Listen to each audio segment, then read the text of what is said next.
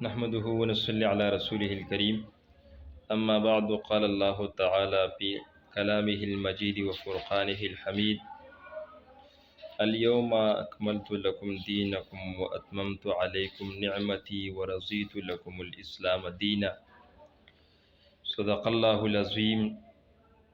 میرے انتہائی قابل قدر سامعین اور میرے سپورٹر اور میرے معاون، آج ہم اسلام کے بارے میں کچھ وضاحت کرنا چاہتے ہیں کہ اسلام کیا چیز ہے اور اسلام کو اسلام کیوں کہتے ہیں۔ دنیا میں جتنی مذاہب ہے، ان میں سے ہر ایک کا نام یا تو کسی خاص شخص کے نام پر رکھا گیا ہے یا اس قوم کے نام پر جس میں وہ مذہب پیدا ہوا ہے۔ یعنی ہر جتنے بھی مذاہب ہے دنیا میں، تو ان مذاہب کا نام ایک خاص شخص کے نام کے ساتھ منسلک کیا گیا ہے یا ایک خاص قوم کے ساتھ اس کو جوڑا گیا ہے یا منسلک کیا گیا ہے۔ مثلا عیسائیت نام اسی لیے عیسائیت ہے کہ اس کی نسبت حضرت عیسیٰ علیہ السلام کی طرف ہے۔ یعنی حضرت عیسیٰ علیہ السلام کی قوم کی جو مذہب تھی، وہ آج کل عیسائیت کے نام سے پکارا جاتا ہے اور اس کو عیسائیت کہتے ہیں۔ اسی طرح بدھ مت کا نام اسی لیے بدھ مت ہے کہ اس کی بانی مہاتما بدھ تھی۔ یعنی بدھ مت کا نام بھی ایک شخص کے نام کے ساتھ منسلک کر کے ان کو بدھ مت کہا گیا ہے۔ زرتشتی مذہب کا نام اپنی بانی زرتشت کے نام پر ہے۔ یعنی زرتشت ایک مذہب ہے اور اس مذہب کے نام اسی وجہ سے انہوں نے رکھا کہ زرتشت ایک مذہبی پیشوا تھی اور اس کے نام انہوں نے زرتشت رکھا۔ یہودی مذہب ایک خاص قبیلہ میں پیدا ہوا جس کا نام یہودا تھا، تو اس خاص نام اور قبیلے کے ساتھ انہوں نے ان یہودیت کو منسلک کر کے ان کو نے یہودیت کہا۔ ایسا حال ہی دوسرے مذاہب کی ناموں کا بھی ہے۔ یعنی جتنے بھی مذاہب ہے تو یا تو ان قبیلے کے بانی کی وجہ سے اس مذہب کا نام ان کو دیا گیا ہے، یا ایک شخص اور قبیلے میں یہ مذہب پیدا ہوا ہے تو اسی بنا پر انہوں نے اپنا مذہب کا نام وہ رکھا۔ مگر اسلام کی خصوصیت یہ ہے کہ وہ کسی شخص یا قوم کی طرف منسوب نہیں۔ یہ نہیں ہے کہ ایک خاص قوم یا ایک خاص شخص کی وجہ سے ہم اسلام میں داخل ہوئی ہے اور ہم اسلام کو اسلام کہتے ہیں۔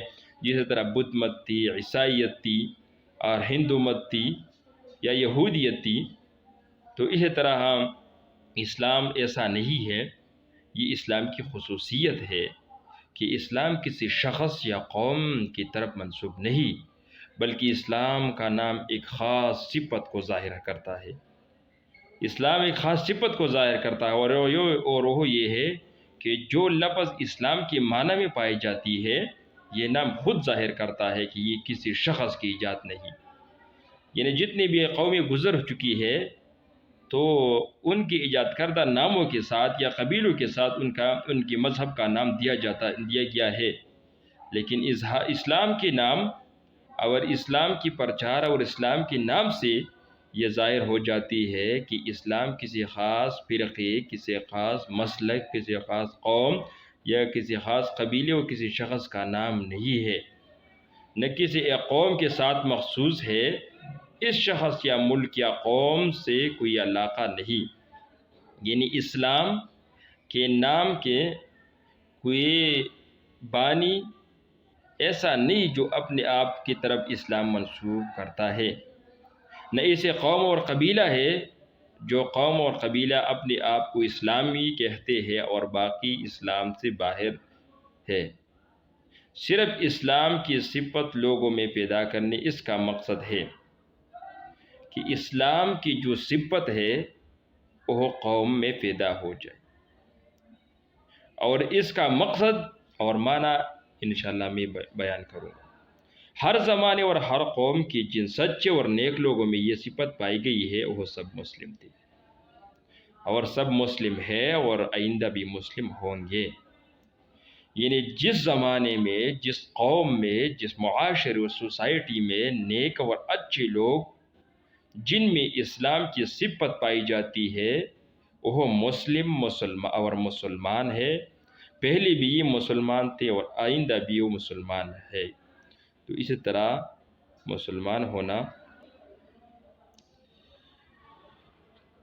جس شخص میں، جس قبیلے اور قوم میں اسلام کی صفت پیدا ہو جاتی ہے تو وہ مسلم ہے اور مسلمان ہے۔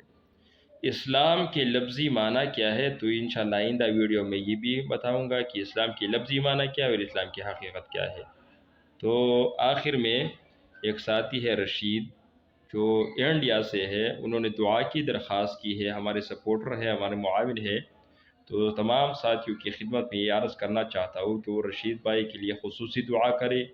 ان کی کچھ مشکلات ہے تو ان مشکلات کو دور کرنے کے لیے اللہ کے دربار میں خصوصی طور پر دعا کرے کہ اللہ ان کی مشکلات حل کر دے، اللہ ان پر آسانیاں پیدا کر دے، ان کی اہل و عیال میں ان کی جتنی بھی مشکلات اور مصائب ہے اللہ رب العالمین ان کو دور کرے۔ اور تمام سپورٹر کے لیے میں اللہ رب العالمین سے دعا کرتا ہوں کہ اللہ رب العالمین انہیں کامیابی نصیب فرما، ان کو اپنے دین پہ استقامت عطا فرما، اور اللہ ہم سب کو ناصر اور حامی ہو جائے، آمین۔ السلام علیکم ورحمۃ اللہ۔